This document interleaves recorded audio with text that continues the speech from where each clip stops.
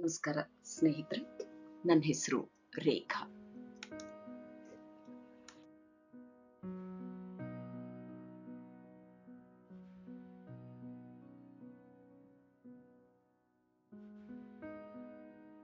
ಸ್ವರ್ಣರತ್ನ ಇನ್ಸ್ಟಿಟ್ಯೂಟಿಗೆ ತಮ್ಮೆಲ್ಲರಿಗೂ ಸ್ವಾಗತ, ಸುಸ್ವಾಗತ. ನಾವು ಈ ವಿಡಿಯೋ ಸೀರೀಸ್ ಅಲ್ಲಿ ಫೋನಿಕ್ಸ್ ಬಗ್ಗೆ ತಿಳ್ಕೊತಾ ಇದ್ದೀವಿ. ಫೋನಿಕ್ಸ್ ಅಂದ್ರೆ ಇಂಗ್ಲಿಷ್ ಅಲ್ಲಿರೋ ಅಕ್ಷರಗಳು ಮತ್ತೆ ಅದಕ್ಕೆ ಬರುವಂತಹ ಸೌಂಡ್ಗಳನ್ನ ಅದು ಹೇಗೆ ಒಂದಕ್ಕೊಂದು ರಿಲೇಟ್ ಆಗಿದೆ ಅನ್ನೋದನ್ನ ನಾವು ತಿಳ್ಕೊತಾ ಇದ್ದೀವಿ. ಈಗಾಗಲೇ ನೀವು ವಾವಲ್ ಸೌಂಡ್ಸ್ ಅನ್ನ ಕಲ್ತಿದ್ದೀರಾ. ಅದರಲ್ಲೂ 5 ವಾವಲ್ಸ್ಗೆ ಒಂದು ಸೌಂಡು, ಅದರ ಜೊತೆ IPA ಅಂದ್ರೆ ಇಂಟರ್ನ್ಯಾಷನಲ್ ಫೋನೆಟಿಕ್ ಆಲ್ಫಾಬೆಟ್ ಬಗ್ಗೆ ಕಲ್ತಿದ್ದೀರಾ. ಹಾಗೆ ಕಾನ್ಸನೆಂಟಿಗೂ ಒಂದೊಂದು ಸೌಂಡ್ಗಳನ್ನ ಕಲ್ತಿದ್ದೀರಾ. ಎಕ್ಸ್ ಅಕ್ಷರಕ್ಕೆ 3 ಸೌಂಡ್ ಅನ್ನು ಕಲ್ತಿದ್ದೀರಾ. ಈ ವಿಡಿಯೋದಲ್ಲಿ ಆರ್ಟಿಕ್ಯುಲೇಷನ್ ಬಗ್ಗೆ ಹೆಚ್ಚಾಗಿ ತಿಳ್ಕೊಳ್ಳೋಣ. ಏನಿದು ಆರ್ಟಿಕ್ಯುಲೇಷನ್? ಈಗ ನೋಡಿ, ನನ್ನ ಹತ್ರ ಒಂದು ಪೇಪರ್ ಇದೆ. ಈ ಪೇಪರ್ಗೆ ಏನಾದ್ರೂ ಶಬ್ದ ಬರ್ತಾ ಇದೆಯಾ? ಇಲ್ಲ ಅಲ್ವಾ? ಹಾಗೆ ಕೇಳಿಸ್ಕೊಳ್ಳಿ. ಈಗ ಶಬ್ದ ಬರ್ತಾ ಇದೆ ಅಲ್ವಾ? ಹೇಗೆ ಬಂತು ಈ ಶಬ್ದ? ಈ ಪೇಪರು ಗಾಳಿನಲ್ಲಿ ಹೀಗಾಡಿದಾಗ ವೈಬ್ರೇಟ್ ಆಗಿ ನಮಗೆ ಶಬ್ದ ಬಂತು. ಹೌದು, ಹಾಗೇನೆ ನಾವು ಉಸಿರಾಡಿದ ಗಾಳಿ ಹೊರಬರುವಾಗ ಇಲ್ಲಿ ಧ್ವನಿ ಪೆಟ್ಟಿಗೆ ಇರುತ್ತಲ್ಲ, ಅಲ್ಲಿ ವೋಕಲ್ ಕಾರ್ಡ್ ಅಂತ ಇರುತ್ತೆ. ಆ ವೋಕಲ್ ಕಾರ್ಡ್ ವೈಬ್ರೇಟ್ ಆದಾಗ ಮತ್ತೆ ಗಾಳಿ ಬೇರೆ ಬೇರೆ ಜಾಗಗಳಲ್ಲಿ ತಾಕಿ ಅಲ್ಲಿ ಅಡೆತಡೆಗಳನ್ನ ದಾಟಿ ಬರುವಾಗ ನಮಗೆ ಬೇರೆ ಬೇರೆ ಅಕ್ಷರಗಳು ಸ್ವರಗಳಾಗಿ ಅಥವಾ ವ್ಯಂಜನಗಳಾಗಿ ಹೊರಹೊಮ್ಮತ್ತೆ. ಇದು ಸೌಂಡ್ ಆಗಿ ಮಾರ್ಪಡುತ್ತೆ. ಸೊ ಇದನ್ನ ತಿಳ್ಕೊಳ್ಳೋದಕ್ಕೆ ಇಂಗ್ಲಿಷಲ್ಲಿ ಕೆಲವೊಂದು ವರ್ಡ್ಸ್ ಅನ್ನ ನಾವು ಕಲಿಬೇಕು. ಏನದು? ಮೊದಲನೇದಾಗಿ ಇದು ಜಾ ಅಂತೀವಿ, ಅಂದ್ರೆ ದವಡೆಗಳು, ಕೆಳಭಾಗದ್ದು ಮೇಲ್ಭಾಗದ್ದು. ಆಮೇಲೆ ತುಟಿಗಳು, ಬಾಯಿ ಅಂತೀವಿ, ಬಾಯಲ್ಲಿ ಫಸ್ಟ್ ಪಾರ್ಟ್ ತುಟಿ. ಮೇಲ್ ತುಟಿ ಅಪ್ಪರ್ ಲಿಪ್ಸ್, ಕೆಳ ತುಟಿ ಲೋವರ್ ಲಿಪ್ಸ್. ಹಾಗೇನೆ ನಾಲಿಗೆ ಅಂತೀವಿ. ನಾಲಿಗೆ ನಿಮಗೆ ಇಲ್ಲಿ ನಾನು ಆರ್ಟಿಫಿಷಿಯಲ್ ಆಗಿ ತೋರಿಸ್ತಾ ಇದ್ದೀನಿ. ಇದು ತುದಿ, ನಾಲಿಗೆ ತುದಿಗೆ ಟಿಪ್ ಆಫ್ ದ ಟಂಗ್ ಅಂತೀವಿ. ಈ ಮೇಲ್ಮೈ ಇರುತ್ತಲ್ಲ ಈ ನಾಲ್ಗೆದು, ಇದಕ್ಕೆ ಬ್ಲೇಡ್ ಅಂತೀವಿ. ಈ ಕಡೆ ಮತ್ತೆ ಈ ಕಡೆ ಸೈಡ್ ಇದೆಯಲ್ಲ, ಇದಕ್ಕೆ ಎಡ್ಜ್ ಅಥವಾ ಎಡ್ಜಸ್ ಅಂತೀವಿ. ಇದು ಹಿಂಭಾಗ ಇರುತ್ತಲ್ಲ, ಗಂಟ್ಲೊಳಗಿಂದ ಬಂದಿರುತ್ತಲ್ಲ, ಅದಕ್ಕೆ ರೂಟ್ ಆಫ್ ದ ಟಂಗ್ ಅಂತೀವಿ. ಹಾಗೇನೆ ನಮ್ಮ ದವಡೆಗಳನ್ನ ನಾವಿಲ್ಲಿ ತೆಕ್ಕೊಂಡಾಗ ದವಡೆಗಳು ಹೀಗೆ ಕಾಣುತ್ತೆ ನೋಡಿ. ಇದು ಲೋವರ್ ಜಾ, ಇದು ಅಪ್ಪರ್ ಜಾ. ಇದರಲ್ಲಿ ನಮಗೆ ಈ ಪಾರ್ಟ್ ಇರುತ್ತಲ್ಲ, ಇದಕ್ಕೆ ಅಂಗಳು ಅಂತೀವಿ. ಅಂಗಳಿಗೆ ಇಂಗ್ಲಿಷಲ್ಲಿ ಪೆಲೆಟ್ ಅಂತೀವಿ. ಹಾಗೇನೆ ಈ ಹಲ್ಲಿನ ಹಿಂಭಾಗ, ನಿಮ್ಮ ಹಲ್ಲನ್ನ ನಾಲ್ಗೆನ ಹಲ್ಲಿನ ಹಿಂಭಾಗದಲ್ಲಿ ಹೀಗಿಟ್ಟಾಗ ಉಬ್ಬಿದ ಭಾಗ ಸಿಗುತ್ತಲ್ಲ, ಇಲ್ಲಿ ತೋರಿಸ್ತೀನಿ ನೋಡಿ. ಈ ಭಾಗ ಹಲ್ಲಿನ ಹಿಂಭಾಗ ಒಳಗೆ ಚರ್ಮದಲ್ಲಿ, ಅದಕ್ಕೆ ರಿಡ್ಜ್ ಅಂತೀವಿ. ಅದು ಕೆಳಗಡೆನೂ ಇರುತ್ತೆ ಒಳಗೆ, ಹಾಗೆ ಮೇಲ್ಗಡೆನೂ ಇರುತ್ತೆ, ರಿಡ್ಜ್ ಅಂತೀವಿ. ಸೊ ಇಷ್ಟು ಇಂಟ್ರೊಡಕ್ಷನ್ ಜೊತೆ ನಾವು ಆರ್ಟಿಕ್ಯುಲೇಷನ್ ಅನ್ನ ಕಲಿಯೋಣ, ಮುಂದುವರ್ಸೋಣ ಬನ್ನಿ.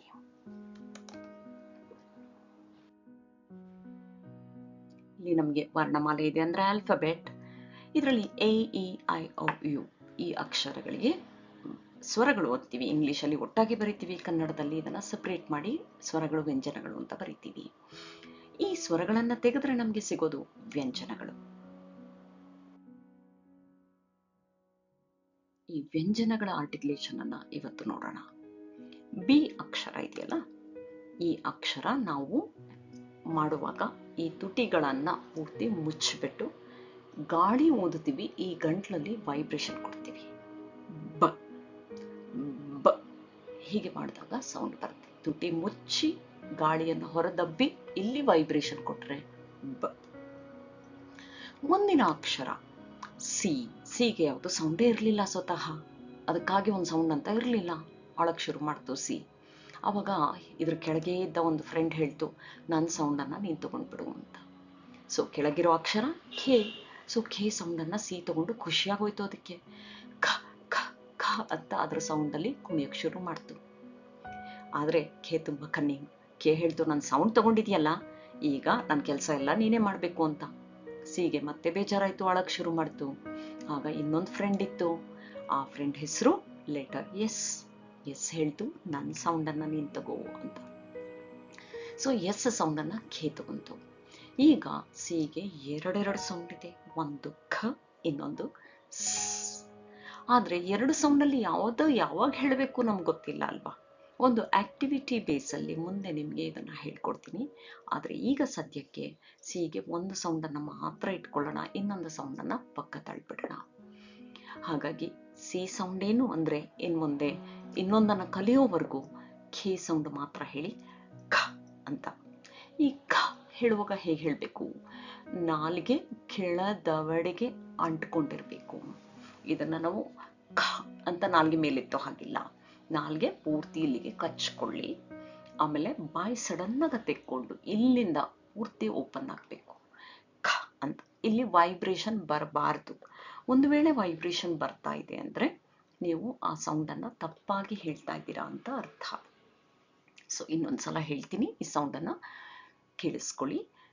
ಖ ಖ ಹೀಗೆ ಬರಬೇಕು. ಮುಂದಿನ ಅಕ್ಷರ ಡಿ. ಆದ್ರೆ ನಾವೇನ್ ಮಾಡ್ತೀವಿ, ಈಗ ಟಾ ಠ ಡಾ ಢ ಣ ಇದೆಯಲ್ಲ, ಆ ಡಿಗೆ ಹೊಲಿಸ್ಕೊಂಡ್ಬಿಡ್ತೀವಿ. ಸೊ ಇಂಗ್ಲಿಷಲ್ಲಿರೋ ಸೌಂಡೇ ಬೇರೆ, ನಮ್ಮ ಕನ್ನಡದಲ್ಲಿರೋ ಸೌಂಡೇ ಬೇರೆ. ಆ ಸೌಂಡ್ ಸ್ವಲ್ಪ ಕೇಳಿಸಿದ ತಕ್ಷಣ ಓ ಇದಾ ನಂಗೆ ಗೊತ್ತು ಅಂತ ನಮ್ಮ ಸೌಂಡ್ಗಳಿಗೆ ಈಕ್ವೇಟ್ ಮಾಡ್ಕೋತೀವಿ. ಹಾಗಾದ್ರೆ ಹೇಗೆ ಹೇಳಬೇಕು? ನಮ್ಗೆ ಆ ಸೌಂಡನ್ನು ಕಲಿಯಕ್ ಮುಂಚೆ ನಮ್ಮ ಸೌಂಡ್ ಹೇಗೆ ಹೇಳ್ತೀವಿ ಒಂದ್ಸಲ ತಿಳ್ಕೊಂಡ್ರೆ ಕ್ಲಾರಿಟಿ ಸಿಗುತ್ತೆ, ಈಸಿಯಾಗಿ ಹೇಳ್ಬಹುದು. ಫಸ್ಟು ನೀವು ಟಾ ಠ ಡಾ ಢ ಣ ಒಂದ್ಸಲ ಹೇಳಿ. ಹಾಗೆ ಹೇಳುವಾಗ ನಾಲಿಗೆ ಎಲ್ಲಿದೆ ಗಮನಿಸಿ. ಇನ್ನೊಂದ್ಸಲ ಟ ಠ ಡ ಢ ಣ. ಎಲ್ಲಾ ಸೌಂಡ್ ಹೇಳುವಾಗ ನಾಲ್ಗೆ ಈ ಪೆಲೇಟ್ಗೆ ತಾಗ್ತಾ ಇದೆ ಅಲ್ವಾ, ನಾಲ್ಗೆ ಹೀಗೆ ಬಗ್ಗಿದೆ ಅಲ್ವಾ, ಇದು ಹೀಗಿರುತ್ತೆ ಅಲ್ವಾ.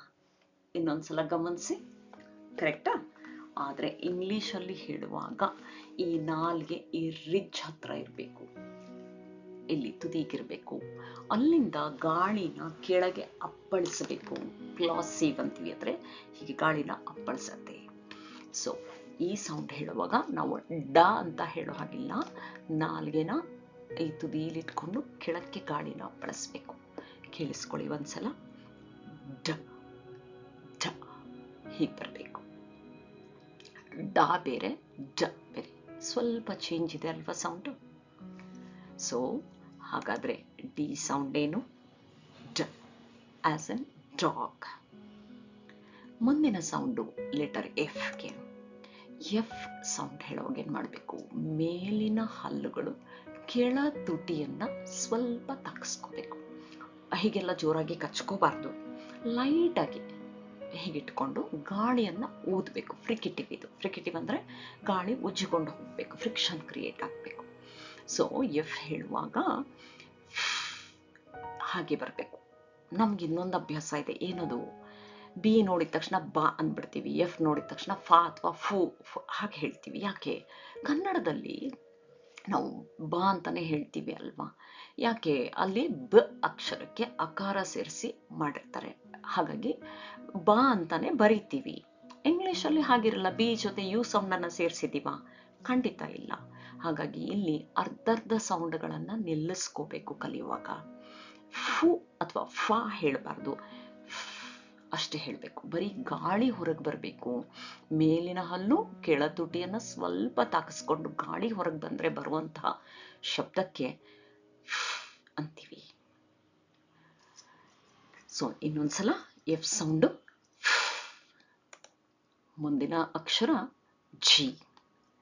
ಜಿ ಅಕ್ಷರಕ್ಕೆ ನಮ್ಗೆ ಗ ಅಂತ ಸೌಂಡ್ ಇದೆ. ಕ ಖ ಗ ಘ ನ್ಯ ಅಂತಿರಲ್ಲ, ಹಾಗೆ ಗ ಇದೆಯಲ್ಲ ಅಲ್ಲಿ, ಆ ರೀತಿ ಗ ಅಕ್ಷರ ಅರ್ಧ ಕಟ್ ಮಾಡಿ ಹೇಳಬೇಕು. ಗಾನ ಗ ಅಂತ ಸೌಂಡ್ ಮಾಡ್ತೀವಿ. ಆದ್ರೆ ಜಿಗೆ ಇನ್ನೂ ಒಂದು ಸೌಂಡ್ ಇದೆ.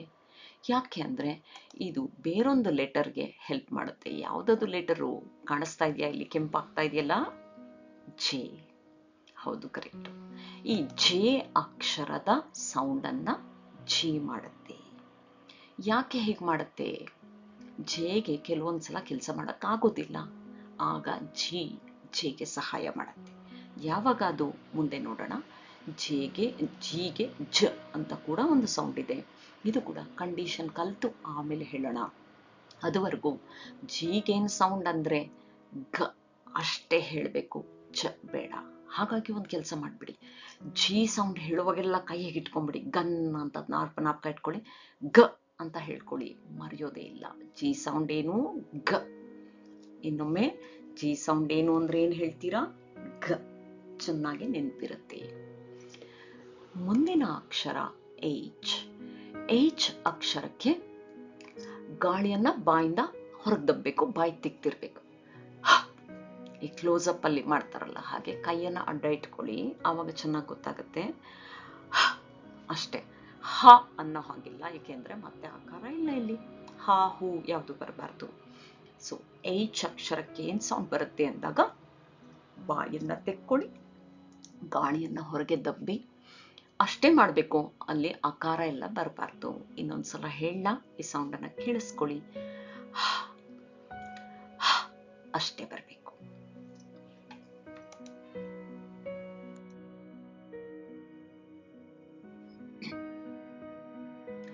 ಈಗ ಮುಂದಿನ ಸೌಂಡ್ ಅನ್ನ ಕೇಳೋಣ. ಇದು ಛೇ ಅಕ್ಷರದ ಸೌಂಡು. ಜ. ನಮ್ಮ ಚ ಛ ಜ ಇದೆಯಲ್ಲ, ಅದರಲ್ಲಿ ಮೊದಲನೇ ಅಕ್ಷರ ಜ, ಅದನ್ನು ಕಟ್ ಮಾಡಿ ಆಕಾರ ತೆಗೆದುಬಿಟ್ಟು ಹೇಳಿದ್ರೆ ಬರುವಂತ ಸೌಂಡ್ ಜ. ಹಲ್ಲನ್ನ ಪೂರ್ತಿ 2 ಹಲ್ಲುಗಳನ್ನು ಕ್ಲೋಸ್ ಮಾಡಿ ಹಿಂಗಿಟ್ಕೊಂಡು ಗಾಳಿಯನ್ನ ಹೊರಗೆ ದಬ್ಬಿ ಜ. ದವಡೆನ ಓಪನ್ ಮಾಡಿದಾಗ ಬರುವಂತ ಸೌಂಡ್. ಇದಕ್ಕೆ ನಾಲ್ಗೆ ಕೆಳಗೆ ಜ, ಈ ಕೆಳಗೆ ದವಡೆಗೆ ಅಂಟ್ಕೊಂಡೇ ಇರುತ್ತೆ.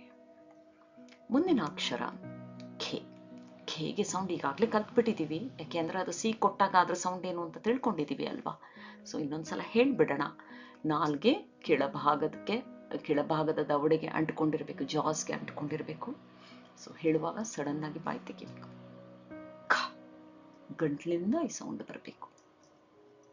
ಇನ್ನೊಂದ್ಸಲ ಖ.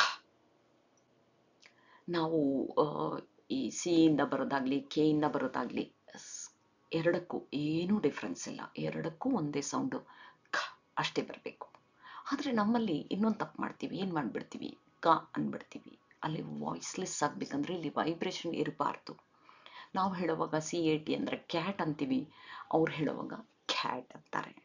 ಹಾಗೇನೆ KITE ಅಂದ್ರೆ ನಾವು ಹೇಳುವಾಗ ಕೈಟ್ ಅಂತೀವಿ, ಅವ್ರು ಹೇಳುವಾಗ ಖೈಟ್ ಅಂತಾರೆ. ಖ ಒಂಥರ ಮಹಾಪ್ರಾಣದ ತರ ಆಸ್ಪಿರೇಟೆಡ್ ಅಂತೀವಿ, ಆ ಗಾಳಿ ಹೊರಗೆ ಬರಬೇಕು, ಇಲ್ಲಿ ವೈಬ್ರೇಷನ್ಸ್ ಇರಬಾರ್ದು. ಮುಂದಿನ ಅಕ್ಷರ ಎಲ್. ಎಲ್ ಅಕ್ಷರ ಹೇಳುವಾಗ ನಾಲ್ಗೆ ಆ ರಿಡ್ಜ್ ಹತ್ರ ಇರಬೇಕು. ಕೆಲವೊಮ್ಮೆ ಮಕ್ಳು ಏನ್ ಮಾಡ್ತಾರೆ, ಹೀಗಿಟ್ಕೊಂಡು ಹೇಳಕ್ ಹೋಗ್ತಾರೆ, ಆಗ ಮಾತಾಡುವಾಗ ನಾಲ್ಗೆ ಆಚೆ ಬಂದು ಹೇಳ್ಬೇಕಂದಾಗ ಮಾತಲ್ಲಿ ಡಿಸ್ಟರ್ಬೆನ್ಸ್ ಇರುತ್ತೆ, ಫ್ಲೋ ಕಟ್ ಆಗುತ್ತೆ, ಮಾತು ತೊದಲುತ್ತೆ. ಅದರಿಂದ ಚಿಕ್ಕ ಮಕ್ಕಳು ಈ ತರ ಸೌಂಡ್ ಹೇಳುವಾಗ ಯಾರಾದ್ರೂ ನಾಲ್ಗೆ ಆಚೆ ಇಡ್ತಾ ಇದ್ದಾರೆ ಅಂದ್ರೆ ಆಗೇನ್ ಮಾಡ್ಬೇಕು, ಅವರಿಗೆ ಒಂದು ಮಿರರ್ ಅಥವಾ ಕನ್ನಡಿ ಕೊಡಿ, ಅದರಲ್ಲಿ ಅವ್ರನ್ನ ನೋಡ್ಕೊಂಡು ಸೌಂಡ್ ಹೇಳೋದಕ್ಕೆ ಅವರಿಗೆ ಅಭ್ಯಾಸ ಮಾಡಿಸಿ. 1-2 ಸಲ ಅಭ್ಯಾಸ ಆದ್ಮೇಲೆ ಕನ್ನಡಿ ಬಿಟ್ಟು ಮಾಡ್ಲಿ. ಸೊ ನಾಲ್ಗೆ ಹಲ್ಲಿನ ಹಿಂದೆ ರಿಡ್ಜ್ ಹತ್ರ ಇಟ್ಕೊಂಡಾಗ, ಇಲ್ಲಿ ನೀವು ನಾಲ್ಗೆಯನ್ನ ಹೀಗಿಟ್ಕೊಂಡ್ರೆ ಈ ಸೈಡಿಂದ ಗಾಳಿ ಹೋಗುತ್ತಲ್ಲ, ಈ ಕಡೆ ಮತ್ತೆ ಈ ಸೈಡಿಂದ, ಈ 2 ಕಡೆಯಿಂದ ಹೋಗುವಂತ ಗಾಳಿ ಸೌಂಡ್ ಅನ್ನ ಮಾಡುತ್ತೆ. ಸೊ ಇನ್ನೊಂದ್ಸಲ ಎಲ್ಲಿಗೆ ಸೌಂಡ್ ಹಾಗೆ ಹೇಳ್ತೀವಿ. ಮುಂದಿನ ಅಕ್ಷರ ಎಂ. ಎಂ ಹೇಳುವಾಗ ಬಾಯಿ ಮುಚ್ಕೊಂಡು ಬರೀ ಸೌಂಡ್ ಅನ್ನ ಹೊರಗೆ ತಳ್ತೀವಿ. ಹೀಗೆ ತಳ್ಳುವಾಗ ಬಾಯಿ ತೆಗೆದ್ರೆ ಅದು ಮಾ ಆಗ್ಬಿಡುತ್ತೆ, ಅಂದ್ರೆ ಆ ಸೇರಿರುತ್ತೆ. MU ಆದ್ರೆ ಮಾ ಆಗತ್ತೆ. ನಾವಿಲ್ಲಿ ಬರ್ದಿರೋದು ಬರೀ ಎಂ ಅಲ್ವಾ. ಸೊ ಎಂ ಸೌಂಡ್ ಅಂತ ಹೇಳುವಾಗ ಅಷ್ಟೇ ಹೇಳ್ಬೇಕು. ಈಗ ಒಂದು ಕೆಲಸ ಮಾಡಿ, ನೀವು ಕೈ ಬೆರಳನ್ನ ಮೂಗು ಮೇಲೆ ಇಟ್ಕೊಂಡು ಆ ಎಂ ಸೌಂಡ್ ಮಾಡಿ. ಏನಾಯ್ತು?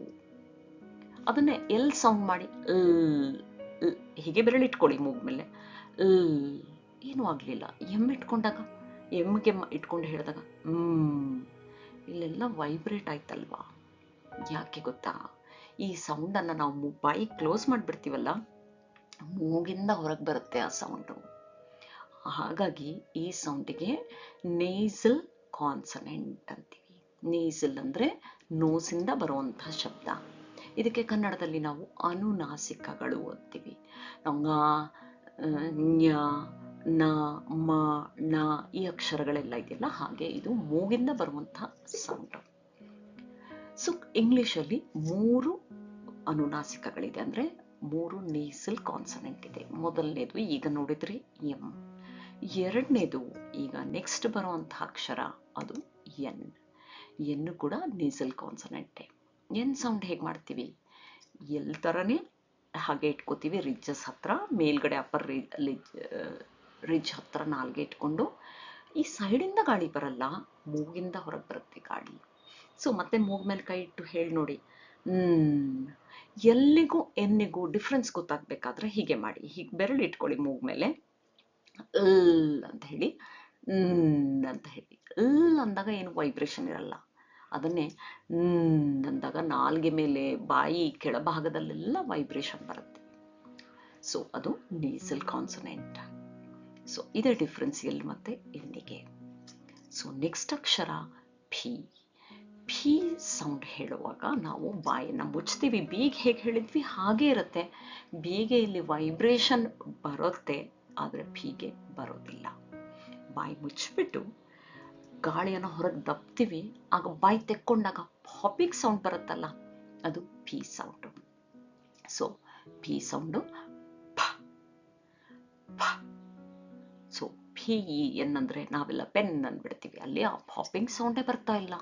ಅದು ಆಸ್ಪಿರೇಷನ್ ಅಂತಾರೆ. ಅಂದ್ರೆ ಮಹಾಪ್ರಾಣದಲ್ಲಿ ಹೇಳ್ತೀವಲ್ಲ ಪ, ಹಾಗೆ ಬರ್ಬೇಕಿಲ್ಲಿ. ನಾವಲ್ಲಿ ಆಕಾರ ಸೇರಿಸ್ತೀವಿ, ಪ ಅಂತೀವಿ, ಇಲ್ಲಿ ಪ ಅಷ್ಟೇ ಬರ್ಬೇಕು, ಆಕಾರ ಸೇರಿಸೋ ಹಾಗಿಲ್ಲ. ಪಿ ಸೌಂಡು ಪ. ಅವ್ರು ಹೇಳುವಾಗ ಪೆನ್ ಅಂತಾರೆ, ನಾವು ಹೇಳುವಾಗ ಪೆನ್ ಅಂತೀವಿ. ಸೊ ಆ ಆಸ್ಪಿರೇಷನ್ ಹೊರಗೆ ಬರ್ಬೇಕಂದ್ರೆ ಮಹಾಪ್ರಾಣ ತರ ಪ ಅಂತ ಬರಬೇಕು. ಮುಂದಿನ ಅಕ್ಷರ ಕ್ಯೂ. ಕ್ಯೂ ಒಂದೇ ಅಕ್ಷರ ಯಾವತ್ತೂ ಇರೋದೇ ಇಲ್ಲ. ಪಕ್ಕದಲ್ಲಿ ಯಾರೋ ಬಂದ್ರು ನೋಡಿದ್ರಾ? ಎಸ್, ಯು ಅಕ್ಷರ ಬರುತ್ತೆ ಪಕ್ಕದಲ್ಲಿ. ಆದ್ರೆ ಯು ಇಲ್ಲಿ ಆ ಅಂತ ಸೌಂಡ್ ಮಾಡಲ್ಲ, ಬೇರೆ ಯಾವುದೂ ಸೌಂಡ್ ಮಾಡಲ್ಲ. ಯು ಇಲ್ಲಿ ಸೈಲೆಂಟ್ ಆಗಿರುತ್ತೆ. ಕ್ಯೂಗೆ ಸಪೋರ್ಟ್ ಕೊಡುತ್ತೆ ಅಷ್ಟೇ ಈ ಅಕ್ಷರ. ನೇಟಿವ್ ಇಂಗ್ಲಿಷ್ ವರ್ಡ್ ಅಲ್ಲಿ ಕ್ಯೂ ಜೊತೆ ಯು ಇಲ್ಲದೆ ಯಾವ ಪದನೂ ಇರೋದಿಲ್ಲ. ರೂಲೇ ಇದೆ ಇಂಗ್ಲಿಷ್ ಅಲ್ಲಿ, Q is always return with U ಅಂತ. ಆದ್ರೆ ಕೆಲವೊಂದು ಅರೇಬಿಕ್ ವರ್ಡ್ಸ್ ಅಲ್ಲಿ ಕ್ಯೂ ಇಲ್ಲದೆ ಯು ಇರುತ್ತೆ. ಅಥವಾ ಅಕ್ರೋನಿಮ್ಸ್ ಅಂದ್ರೆ ಪದಗಳಲ್ಲಿ ಮೊದಲನೇ ಅಕ್ಷರಗಳನ್ನ ತೆಕ್ಕೊಂಡು ಹೇಳ್ತೀವಲ್ಲ, ಕ್ವಾಲಿಟಿ ಕಂಟ್ರೋಲ್ ಅನ್ಬೇಕಾದ್ರೆ ಕ್ಯೂ ಸಿ ಅಂತೀವಿ. ಆ ಥರದಲ್ಲಿ ಮಾತ್ರ ನಮಗೆ ಯು ಇಲ್ಲದೆ ಕ್ಯೂ ಬರುತ್ತೆ, ಇಲ್ಲ ಅಂದ್ರೆ ಯು ಇಲ್ಲದೆ ಕ್ಯೂ ಬರೋದೇ ಇಲ್ಲ. ಆದರೆ ಇಲ್ಲಿ ಕ್ಯೂ ಮತ್ತು ಯು ಎರಡೂ ಅಕ್ಷರ ಸೇರಿದ್ರು ನಮಗೆ ಬರುವಂಥ ಸೌಂಡು ಸ್ವಲ್ಪ ವಿಚಿತ್ರವಾಗಿದೆ. ಏನದು? ಎರಡು ಕಾನ್ಸನೆಂಟ್ಗಳ ಬ್ಲೆಂಡ್ ಇದ್ದಾಗಿರುತ್ತೆ. ಕ್ಯೂ ಯು ಸೇರಿದ್ರೆ ಈ ಕೆ ಮತ್ತು ಡಬ್ಲ್ಯೂ ಬಂದರೆ ಹೇಗಿರುತ್ತೆ ಸೌಂಡು, ಆ ಥರ ಸೌಂಡ್ ಬರಬೇಕು. ಖ್ವ. ಇನ್ನೊಂದ್ಸಲ ಖ್ವ. ಕೆ ಡಬ್ಲ್ಯೂ ಸೌಂಡ್ ಒಟ್ಟಿಗೆ ಬಂದರೆ ಹೇಗಿರುತ್ತೆ ಹಾಗೆ ಬರಬೇಕು. ಖ ಫಸ್ಟ್ ಹೇಳ್ಕೊಳ್ಳಿ, ಆಮೇಲೆ ವ ಸೌಂಡನ್ನು ಸೇರಿಸಿ ಎರಡಕ್ಕೂ ಗ್ಯಾಪ್ ಕೊಡ್ತೀರಾ ಹೇಳಿ, ಆಗ ನಿಮಗೆ ಈ ಸೌಂಡ್ ಬರುತ್ತೆ. ಖ್ವ. ಇಲ್ಲಿ ಖೇಗೆ ಆಸ್ಪಿರೇಷನ್ ಕೊಡೋ ಅವಶ್ಯಕತೆ ಇಲ್ಲ.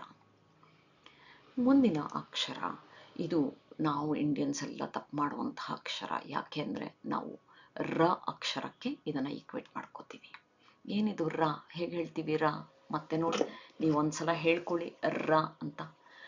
ರ ಅಂದಾಗ ನಮಗೆ ನಮ್ಮ ನಾಲಿಗೆ ಈ ಮೇಲಿನ ಅಂಗಳಿಗೆ ಅಂದರೆ ಪೆಲೆಟ್ಗೆ ಒಂದೆರಡು ಮೂರು ಸಲ ಹೀಗೆ ಹೊಡ್ಕೊಳ್ಳುತ್ತೆ. ರ ಅಂದಾಗ ಇಲ್ಲಿ ವೈಬ್ರೇಟ್ ಆಗುತ್ತೆ ಹೀಗೆ ನಾಲ್ಗೆ, ಆಮೇಲೆ ಅಂಗಳಿಗೆ ಹೊಡಿತಾ ಇದೆ, ಹೌದಲ್ವಾ? ನಮ್ಮ ಅಕ್ಷರ ಹೇಗಿದೆ ಅಂತ ಗೊತ್ತಾದ್ರೆ ಆಗ ಅವರ ಅಕ್ಷರಕ್ಕೂ ನಮ್ದಕ್ಕೂ ಡಿಫ್ರೆನ್ಸ್ ಗಮನಿಸ್ತೀರಲ್ವಾ? ಸೊ ಈಗ ಗಮನಿಸಿದ್ರಿ ಅಲ್ವಾ? ರ ಅಂತೀವಿ ನಾವು. ಮಾಡುವಾಗ ಏನ್ ಮಾಡ್ತೀವಿ? ನಾಲ್ಗೆನ ಅಲ್ಲಿ ಪಟ ಪಟ ಹೊಡಿತೀವಿ ಅಂಗಳಿಗೆ. ಆದ್ರೆ ಇಂಗ್ಲಿಷಲ್ಲಿ ಈ ಸೌಂಡ್ ಮಾಡುವಾಗ ನಾನು 3 ಕಂಡೀಷನ್ ಹೇಳ್ಕೊಡ್ತೀನಿ. ಮಿನಿಮಮ್ 3 ಕಂಡೀಷನ್ ಮಾಡಿದ್ರೆ ತುಂಬಾ ಚೆನ್ನಾಗಿ ಸೌಂಡ್ ಬಂದ್ಬಿಡತ್ತೆ. ಮೊದಲನೇದು, ತುಟಿ ರೌಂಡ್ ಇರಬೇಕು, ಎಡ್ಜಸ್ ತಾಕಿದ್ರು ತೊಂದರೆ ಇಲ್ಲ, ಹೀಗೆ ಮಾಡ್ಕೋಬೇಕು ತುಟಿನ. ಎರಡನೇ ಕಂಡೀಷನ್ನು, ನಾಲ್ಗೆ ಮೇಲೆ ತಾಕಬಾರ್ದು, ಆದರೆ ವೈಬ್ರೇಟ್ ಆಗಬೇಕು. ಮೂರನೇ ಕಂಡೀಷನ್ನು, ಇಲ್ಲಿ ವೈಬ್ರೇಷನ್ ಗೊತ್ತಾಗಬೇಕು. ಸೊ ಈಗ ಹೇಳ್ತೀನಿ, ಅಬ್ಸರ್ವ್ ಮಾಡಿ, ಆಮೇಲೆ ನೀವು ಹೇಳಿ. ಇನ್ನೊಂದ್ಸಲ ಇಲ್ಲಿ ಬೇಡ, ನಾಲ್ಗೆನ ಸ್ವಲ್ಪ ಒಳಗೆ ಬಗ್ಗಿಸ್ಕೊಳ್ಳಿ, ಮೇಲ್ ತಾಕೋದ್ ಬೇಡ. ಇಲ್ಲಿ ವೈಬ್ರೇಷನ್ ಬರುತ್ತೆ, ಹೀಗೆ ಬರುತ್ತೆ. ತುಟಿ ರೌಂಡ್ ಆದಷ್ಟು ಈ ಭಾಷೆನ ಮಾತಾಡುವಾಗ ಮಕ್ಕಳು ಅವ್ರ ಮುಖ ನೋಡೋಕ್ಕೆ ಎಷ್ಟು ಚೆನ್ನಾಗಿರುತ್ತೆ ಗೊತ್ತಾ. ಸೊ ಹಾಗಾಗಿ ಎಷ್ಟೋ ಮಕ್ಕಳಿಗೆ ಇದು ಗೊತ್ತಿರಲ್ಲ. ಅವ್ರು ಮಾತಾಡೋದಕ್ಕೂ ಇದು ಕಲ್ತ ಮೇಲೆ ನಿಮ್ಮ ಮಕ್ಕಳು ಮಾತಾಡೋದಕ್ಕೂ ಗಮನಿಸಿ ಎಷ್ಟು ಚೆನ್ನಾಗಿರುತ್ತೆ ಅಂತ. ಸೊ ಆರ್ ಸೌಂಡ್ ಏನು ಹೇಳ್ತೀರಾ? ಮುಂದಿನ ಅಕ್ಷರ ಎಸ್. ಎಸ್ ಅಕ್ಷರಕ್ಕೆ ಹಾವು ಬುಸ್ಕೊಟ್ಟತ್ತಲ್ಲ, ನಾಲ್ಗೆ ಕೆಳಗಿರ್ಲಿ, ಗಾಳಿನ ಊದಬೇಕು, ತುಟಿ ಹೀಗಿದ್ದು ಸಣ್ಣಕ್ಕೆ ಓಪನ್ ಮಾಡಿರಿ.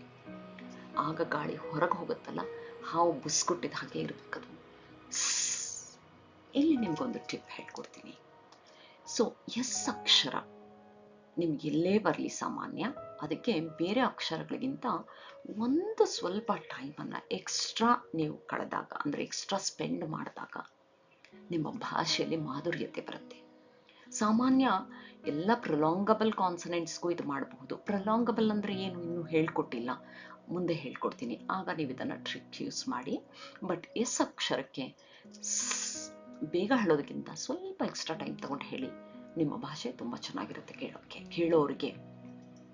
ಮುಂದಿನ ಅಕ್ಷರ ಠೀ. ಇದೇನು ಮಾಡ್ತೀವಿ, ಇದನ್ನ ಕೂಡ ಅವ್ರು ನಮಗೆ ಅಣಗಿಸ್ತಾರೆ. ಇಲ್ಲಿ ನಾವು ಇನ್ನೊಂದು ಡಿಯ ಪಾರ್ಟ್ನರ್ ಇದು. ಡಿಗೆ ಹೇಗೆ ನಾವು ಟಾಟ ಡಾಡಾಣ ಅಂದರೆ ಇಲ್ಲಿಟ್ಕೊಂಡು ನಾವು ಸೌಂಡ್ ಹೇಳ್ತಿದ್ದೀವಿ, ಠೀಗೂ ಹಾಗೆ ಮಾಡ್ತೀವಿ, ಟ ಅಂದ್ಬಿಡ್ತೀವಿ. ಆ್ಯಕ್ಚುಲಿ ಇದು ರಿಜ್ ಹತ್ರ, ಹಲ್ಲಿನ ಹಿಂಭಾಗದ ಹತ್ರಕ್ಕೆ ಇಲ್ಲಿಗೆ ಬಂದು ಗಾಳಿನ ಬಳಸಬೇಕು. ಆಗ ಆ ಸೌಂಡ್ ತುಂಬ ಚೆನ್ನಾಗಿ ಕೇಳಿಸುತ್ತೆ. ಇನ್ನೊಂದ್ಸಲ ಹೇಳ್ತೀನಿ, ನಾಲ್ಗೆ ಅಂಗಳ ಹತ್ರ ಹೋಗಬಾರ್ದು, ಆ ಹಲ್ಲಿನ ಹಿಂಭಾಗದಲ್ಲಿ ಅಲ್ಲಿಂದ ಅಲ್ಲಿ ತಾಕೊಂಡು ಕೆಳಗೆ ನಾಲ್ಗೆನ ಅಪ್ಪಳಿಸ್ಬೇಕು, ಅಲ್ಲಿರೋ ಗಾಳಿನ ಅಪ್ಪಳಿಸಿ ಆಚೆ ಕಳಿಸ್ಬೇಕು. ಆಗ ಬರುವಂತಹ ಪ್ಲಾಸಿವ್ ಸೌಂಡ್ಗೆ ಠೀ ಸೌಂಡ್ ಅಂತೀವಿ. ಸೊ ಹಾಗಾದ್ರೆ ಅಬ್ಸರ್ವ್ ಮಾಡಿ, ಇದು ಠೀ ಸೌಂಡ್. ನಮ್ಮನ್ನು ಆಡ್ಕೋತಾರೆ ಅವರೆಲ್ಲ, speak like Indians, today tomorrow ಅಂತ. ಹೇಗೆ ಹೇಳಬೇಕಿದು? Today, tomorrow, tiger, time. ಆ ಪ್ಲಾಸಿವ್ ಸೌಂಡ್ ಕೇಳಿಸ್ಬೇಕು. ಹಾಗೆ ನೋಡೋಕೆ ಹೋದ್ರೆ ಠೀಗೆ 5 ಸೌಂಡ್ ಇದೆ. ಈಗ ಮೊದಲನೇ ಸೌಂಡ್ ಕಲಿತಾ ಇದ್ದೀವಿ, ಇದಕ್ಕೆ ಟ್ರೂ ಠೀ ಅಂತೀವಿ. ಹೀಗೆ ಬರಬೇಕು ಈ ಸೌಂಡ್. ಮುಂದಿನ ಅಕ್ಷರ ವಿ. ಈ ವಿಗೂ ಡಬ್ಲ್ಯೂಗೂ ಹೇಳಬೇಕಾದ್ರೆ ನಮ್ಮಲ್ಲಿ ಡಿಫ್ರೆನ್ಸೇ ಗೊತ್ತಿರಲ್ಲ ಅಲ್ವಾ? ಯಾಕೆ ಅಂದರೆ ನಾವು ಆ ಸೌಂಡಿನ ಡಿಫ್ರೆನ್ಸನ್ನು ಮಕ್ಕಳಿಗೆ ಹೇಳ್ಕೊಟ್ಟಿರಲ್ಲ. ಎರಡಕ್ಕೂ ವ ಅಂತೀವಿ. ಹಾಗೆ ನೋಡಕ್ಕೆ ಹೋದ್ರೆ ವಿ ಇದೆಯಲ್ಲ, ಇದು ಎಫ್ ಅಕ್ಷರದ ವಾಯ್ಸ್ಡ್ ಪಾರ್ಟ್ನರ್. ಅಂದರೆ ಎಫ್ ಹೇಗೆ ಹೇಳ್ತೀವಿ ಹಾಗೆ ಹೇಳಬೇಕು, ಆದರೆ ಇಲ್ಲಿ ವೈಬ್ರೇಷನ್ ಕೊಡ್ತೀವಿ. ಎಫ್ ಹೇಗೆ ಹೇಳಿದ್ರಿ? ಮೇಲೆ ಹಲ್ಲು ಹೀಗೆ ಹೀಗಿಟ್ಕೊಂಡು ಗಾಳಿ ಓದಿದ್ರಿ ಅಲ್ವಾ? ವಿ ಕೂಡ ಹಾಗೆ ಬರಬೇಕು. ಮೇಲಿನ ಹಲ್ಲು ಕೆಳ ತುಟಿನ ಸ್ವಲ್ಪ ತಾಕಿಸ್ಕೊಳ್ಳಿ, ಆಮೇಲೆ ಈ ಗಂಟ್ಲಲ್ಲಿ ವೈಬ್ರೇಷನ್ ಕೊಡಿ. ಆಗ ನಿಮಗೆ ಸೌಂಡ್ ಚೆನ್ನಾಗಿ ಕೇಳಿಸುತ್ತೆ, ಕರೆಕ್ಟಾಗಿ ಬರುತ್ತೆ. ಹಾಗೆ ಮುಂದಿನ ಅಕ್ಷರ ಡಬ್ಲ್ಯೂ. ಡಬ್ಲ್ಯೂ ಡಬ್ಲ್ಯೂ ಇದರಲ್ಲಿ ಏನು ಡಿಫ್ರೆನ್ಸ್ ಇದೆ? ನಾವು ಲಕಾರ ಹಾಕ್ತೀವಿ ಅಲ್ವಾ, ಇಂಗ್ಲೀಷಲ್ಲಿ ಳ ಇಲ್ಲ, ಹಾಗಾಗಿ ಡಬ್ಲ್ಯೂ ಅನ್ನಬಾರ್ದು. ಡಬ್ಲ್ಯೂ ಡಬ್ಲ್ಯೂ ಅಂತಾನೂ ಹೇಳ್ಬೋದು, ಡಬಲ್ ಯು ಅಂತಾನೂ ಹೇಳ್ಬೋದು. ಸೊ ಈ ಡಬ್ಲ್ಯೂಗೆ ಸೌಂಡ್ ಹೇಗಿರುತ್ತೆ ಅಂದರೆ, ತುಟಿ ಮತ್ತೆ ರೌಂಡ್ ಬಂದ್ಬಿಡ್ಬೇಕು, ಹೇಗೆ ಬರಬೇಕು. ಅದು ವಿಗೂ ಡಬ್ಲ್ಯೂಗೂ ಡಿಫ್ರೆನ್ಸು. ಸೊ ಟೀಚರ್ಸ್ ಈ ಕರೆಕ್ಟ್ ಪ್ರೊನೌನ್ಸ್ ಮಾಡಿದಾಗ ಮಕ್ಕಳು ತುಟಿಯನ್ನು ನೋಡಿ ಅಥವಾ ಆ ವೈಬ್ರೇಷನ್ನಲ್ಲಿರೋ ಡಿಫ್ರೆನ್ಸನ್ನು ನೋಡಿ ಇದು ವಿನ ಡಬ್ಲ್ಯೂನ ಕಂಡುಹಿಡಿತಾರೆ. ಅಷ್ಟು ಸೂಕ್ಷ್ಮವಾಗಿ ನಾವು ಇದನ್ನು ಹೇಳ್ಕೊಡ್ಬೋದು ಮಕ್ಕಳಿಗೆ. ಸೊ ವಿಗೆ ಅಂತೀವಿ, ಡಬ್ಲ್ಯೂಗೆ ಅಂತೀವಿ.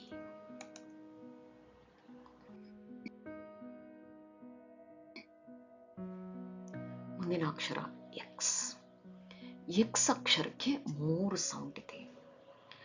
ನಾನು ಈಗಲೇ 3 ಸೌಂಡನ್ನು ಹೇಳ್ತೀನಿ, ಯಾವಾಗ ಬರುತ್ತೆ ಅಂತ ಹೇಳಿದ್ರು ಅದರಲ್ಲಿ ಎಷ್ಟು ಅರ್ಥ ಆಗುತ್ತೆ ಗೊತ್ತಿಲ್ಲ, ಏಕೆಂದರೆ ಇಲ್ಲಿ ಕೆಲವೊಂದು ಹೊಸ ಪದಗಳನ್ನು ನಾನು ಇಲ್ಲಿ ಬಳಸ್ತೀನಿ. ಎಕ್ಸ್ ಇದೆಯಲ್ಲ, ಇದಕ್ಕೆ 3 ಸೌಂಡಲ್ಲಿ ಮೊದಲನೇ ಸೌಂಡು ಸಿಲಬಲ್ ಎಂಡಲ್ಲಿ, ಸ್ಟ್ರೆಸ್ಡ್ ಸಿಲಬಲ್ ಎಂಡಲ್ಲಿದ್ದರೆ ಅದಕ್ಕೆ ಒಂದು ಸೌಂಡ್ ಬರುತ್ತೆ, ಅನ್ಸ್ಟ್ರೆಸ್ಡ್ ಸಿಲಬಲ್ ಎಂಡಲ್ಲಿದ್ದರೆ ಇನ್ನೊಂದು ಸೌಂಡ್ ಬರುತ್ತೆ, ಸಿಲಬಲ್ ಸ್ಟಾರ್ಟಿಂಗಲ್ಲಿದ್ದರೆ ಒಂದು ಸೌಂಡ್ ಬರುತ್ತೆ. ಸಿಲಬಲ್ ಅಂದರೆ ಏನು? ಇದನ್ನೇ ಕಲ್ತಿಲ್ಲ ಅಲ್ವಾ ನಾವು? ಹಾಗಾಗಿ ಈ ಸೌಂಡ್ಗಳು ಯಾವಾಗ ಬರುತ್ತೆ ಅನ್ನೋದು ಇನ್ನೊಂದು ಸಲ ಎಕ್ಸ್ಪ್ಲೇನ್ ಮಾಡ್ತೀನಿ. ಮುಂದೆ ಇದನ್ನೇ ಒಂದು ವಿಷಯ ಆಗಿ ತಗೊಂಡು ಎಕ್ಸ್ಪ್ಲೇನ್ ಮಾಡ್ತೀನಿ. ಯಾವಾಗ ಯಾವ ಸೌಂಡು ಅನ್ನೋದು ಅಲ್ಲದೆ ಇದ್ರೂ ಒಂದು ಸಲ ಸ್ವಲ್ಪ ನಾವು ನೋಡಿದ ತಕ್ಷಣ ಅರ್ಥ ಆಗೋ ಲೆವೆಲ್ಗೆ ಇಲ್ಲಿ ಕಲಿಯೋಣ. ಈಗ ಫಿಕ್ಸ್, ಮಿಕ್ಸ್ ಈ ಥರ ಹೇಳುವಾಗ 6 ಎಲ್ಲ ಹೇಳ್ತೀರಲ್ಲ, ಅದು ಸಿಲಬಲ್ ಎಂಡ್ ಅಂತ ಹೇಳ್ತೀವಿ. ಸೊ ಸಿಲಬಲ್ ಎಂಡಲ್ಲಿ ಸ್ಟ್ರೆಸ್ಡ್ ಸಿಲಬಲ್ ಆಗಿದ್ರೆ ಆಗ ಕ್ಸ್ ಅಂತ ಸೌಂಡ್ ಬರುತ್ತೆ. ಕ್ಸ್ ಅಂತ ಹೇಗೆ ಬರೆಯೋದು? KS ಹಾಕಿದಾಗ ಬರುತ್ತಲ್ಲ, ಮಿಕ್ಸ್, ಫಿಕ್ಸ್ ಹಾಗೆ ಬರಬೇಕು. ಕೆ ಸೌಂಡು, ಎಸ್ ಸೌಂಡು ಎರಡನ್ನು ಫಾಸ್ಟಾಗಿ ಹತ್ತಿರದಲ್ಲಿ ಹೇಳಿದಾಗ ಬರುತ್ತೆ ಇದು ಕ್ಸ್.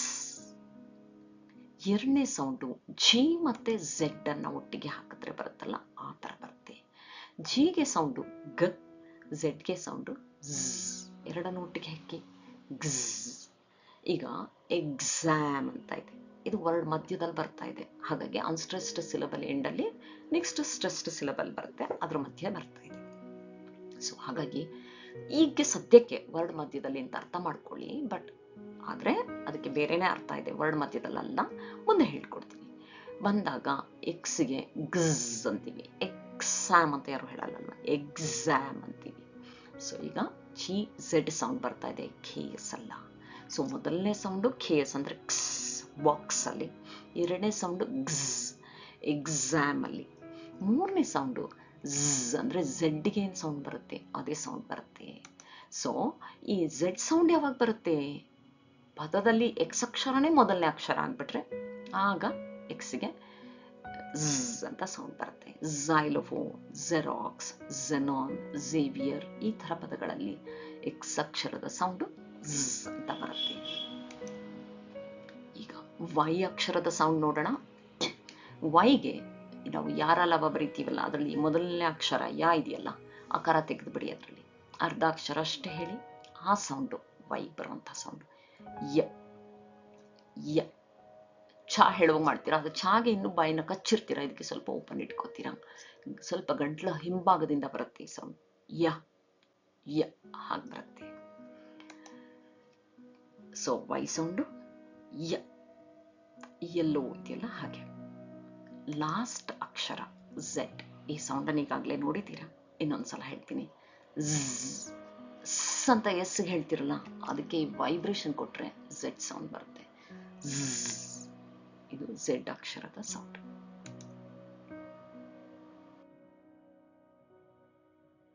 ಈಗ ಒಂದ್ಸಲ ವವಲ್ ಸೌಂಡ್ಸ್ ಅನ್ನ ರಿವೈಸ್ ಮಾಡ್ಬಿಡೋಣ. ಎ ಸೌಂಡು ಅ, ಇನ್ನೊಂದ್ಸಲ ಎ ಸೌಂಡು ಅ, ಬಾಯಿ ಹೇಗೆ ಇಟ್ಕೊಂಡಿದ್ದೀವಿ ನೋಡಿ, ಅ ಸ್ವಲ್ಪ ಹೀಗೆ ಓಪನ್ ಆಗುತ್ತೆ. ಈ ಸೌಂಡು ಎ, ನಮ್ಮ ಕನ್ನಡದಲ್ಲಿ ಈ ಅಂತೀವಲ್ಲ, ಈ ಹೀಗಿರುತ್ತೆ, ನಾವು ಇಂಗ್ಲೀಷಲ್ಲಿ ಹೇಳುವಾಗ ಈ ಸೌಂಡನ್ನು ಹೀಗೆ ತೆಗಿತೀವಿ, ಎ. ಐ ಸೌಂಡು ಇ, ಅದೇ ಮತ್ತೆ ಕನ್ನಡದಲ್ಲಿ ಗಮನಿಸಿ, ಇಷ್ಟೇ ಹೇಳ್ತೀವಿ, ಐ ಸೌಂಡ್ ಎ, ಬಾಯಿ ಮೇಲೆ ತೆಗಿತೀವಿ.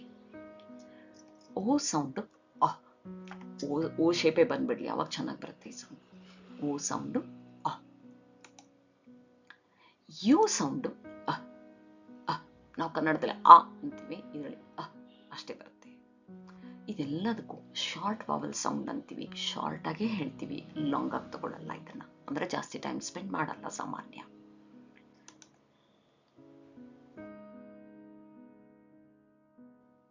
ವಾವಲ್ಸು ಕಾನ್ಸನೆಂಟ್ಸ್ ಎಲ್ಲ ಒಟ್ಟಾಗಿದೆ, ಆಲ್ಫಾಬೆಟ್ ಪೂರ್ತಿ ಇದೆ. ಸೊ ಎಲ್ಲದಕ್ಕೂ ಒಂದು ಸೌಂಡನ್ನು ಒಂದ್ಸಲ ಪ್ರಾಕ್ಟೀಸ್ ಮಾಡೋಣ. ಹೇಳ್ಕೊಡ್ತೀನಿ, ಪೂರ್ತಿ ಅಬ್ಸರ್ವ್ ಮಾಡಿ, ಆಮೇಲೆ ನೀವು ಪ್ರಾಕ್ಟೀಸ್ ಮಾಡಬಹುದು. A sound is a, B sound is ಬ, ಸಿ ಸೌಂಡ್ ಇಸ್ ಖ, ಡಿ ಸೌಂಡ್ ಇಸ್ ಡ, E sound is A, F sound is ಫ್, ಜಿ ಸೌಂಡ್ ಇಸ್ ಗ, H sound is ah, I sound is I, J sound is J, K sound is K, L sound is L, M sound is M, N sound is M, O sound is O, P sound is P, Q sound is Qua or QU sound is Qua, R sound is S sound is S, T sound is T, U sound is A, V sound is V, W sound is U. X has got 3 sounds. First sound is X, second sound is gz, third sound is z, y sound is ya, z sound is z. ಅಷ್ಟು sound ಚೆನ್ನಾಗಿ ಕಲ್ತಿದ್ದೀರಿ ಅಲ್ವಾ? So ಯಾವುದಾದ್ರೂ sound doubt ಇದ್ದರೆ video rewind ಮಾಡಿ ಮತ್ತೆ ನೋಡಿ. Very good learning. Thank you. Bye, I love you.